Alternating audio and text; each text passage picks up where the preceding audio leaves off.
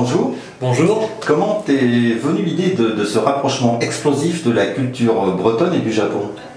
Alors c'est venu par hasard en fait, un ancien ami à moi qui travaille dans une association Bretagne-Japon pour faire des échanges en fait m'a demandé une mascotte.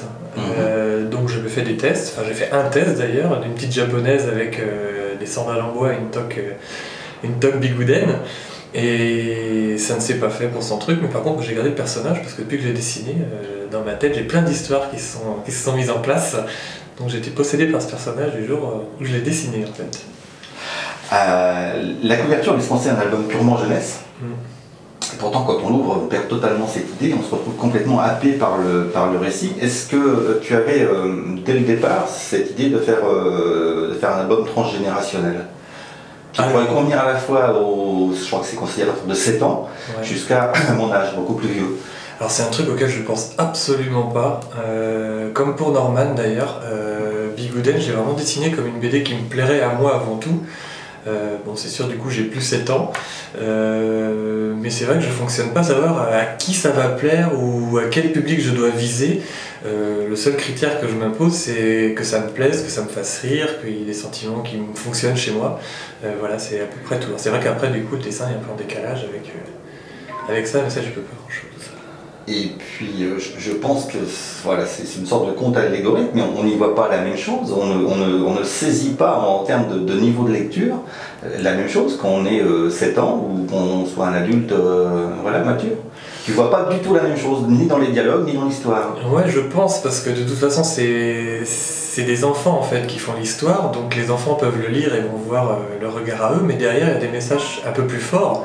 Et du coup, les adultes, eux, vont le percevoir. Je suis pas sûr que... d'ailleurs, même les enfants dans l'histoire ne s'en rendent pas spécialement compte de ce qui se passe derrière. Donc pour les lecteurs, je pense que c'est pareil, tout simplement. Est-ce qu'on pourrait considérer Bigouden comme un album d'initiation, en fait, une transmission de savoir? Bon, il y a la mort qui est importante, il y a la relation fille-garçon aussi qui laisse... On se pose des questions. Ouais. Est-ce que tu penses qu'on pourrait retrouver tout ça? Non. Ouais, c'est des messages. Tous ces messages-là, les 3 messages là, qui ont été cités, en tous les cas, c'est vraiment des messages que j'ai voulu faire passer. Bon, la mort, je pense que ça me suit depuis tous mes albums. Je pense que faut que j'aille consulter. C'est normal. D'avoir une angoisse, quelque chose.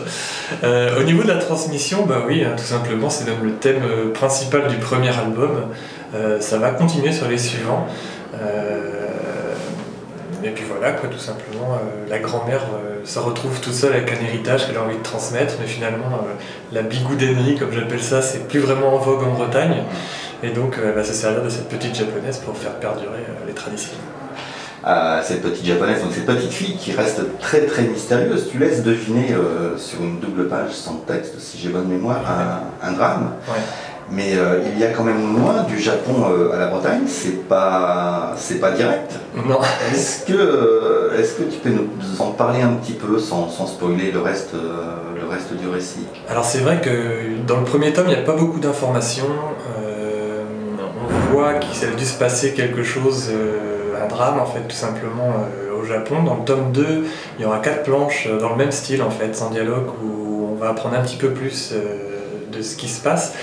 Alors c'est pas tant ce qui se passe, c'est plutôt qui est Bigouden en fait. On va en apprendre un peu plus sur elle parce que finalement c'est pas grand chose. On comprend pas trop ce qu'elle dit. Donc c'est juste par ces planches sans dialogue qu'il va falloir deviner un petit peu qui elle est vraiment. Mais je dis pas qu'à la fin on saura complètement... Par contre elle fait d'énormes efforts de langage, Bigouden. Elle apprend vite.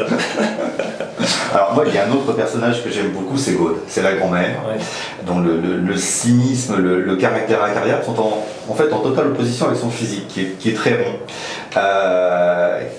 Qu'est-ce qu'elle cache, Gaude, derrière ces réflexions très, très désagréables, mais pas dénuées d'humour quand on les prend au 2e degré?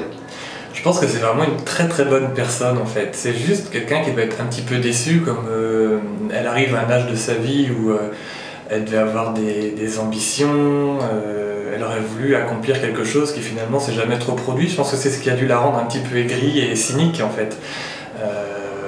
Ça reste quand même, on a vu, une bonne personne, et c'est vrai que du coup la communication avec sa fille et son petit-fils, ça passe pas très bien. Elle pousse quand même le bouchon un peu loin, Gaude, avec sa fille. Hein. Oui, Bah, jusqu'à la fin d'ailleurs. Ça va créer des regrets après, ils ont peut-être pas très bien communiqué. De quoi est-ce qu'elle a peur, Aude? Parce qu'elle a peur de quelque chose, inévitablement. Je pense qu'elle a peur de terminer sa vie et de ne pas avoir fait perdurer tout simplement ce pourquoi elle a toujours vécu en fait. Et puis elle a vu tout le folklore, tout l'art bigoudin tomber et puis qu'il n'y ait plus rien tout simplement. Donc elle n'a pas envie que ça arrive, qu'il n'y ait plus rien du tout. Goulwen et Norman, ton autre célèbre personnage, ils ont tous les deux 8 ans. Pourquoi est-ce que cette période précise de l'enfance t'inspire autant? Alors je sais pas vraiment pourquoi, là je me suis pas posé la question, mais je pense qu'à 8 ans on peut tout se permettre en fait. C'est un âge où on peut dire toutes les méchancetés, enfin on peut dire tout ce qu'on a sur le cœur, ça passe tout le temps parce qu'on est un enfant, donc ça passe. C'est vachement pratique quand on fait un scénario en fait, on peut faire passer des messages très facilement avec les enfants, c'est beaucoup plus dur avec les adultes, où là tout de suite on est beaucoup plus premier degré et on pardonne plus quoi. Est-ce que pour le dessin, tu t'es inspiré ou tu as revu une similitude avec des poupées Kokeshi? C'est quoi? Alors c'est des espèces de poupées japonaises qui sont avec des visages très ronds. Oui. Faudrait que je t'en montre. Ça me dit quelque chose, j'en ai vu, mais non, enfin je m'en suis pas inspiré dans tous les cas. Non mais c'était juste parce que j'avais l'impression de... je sais pas si je peux en trouver.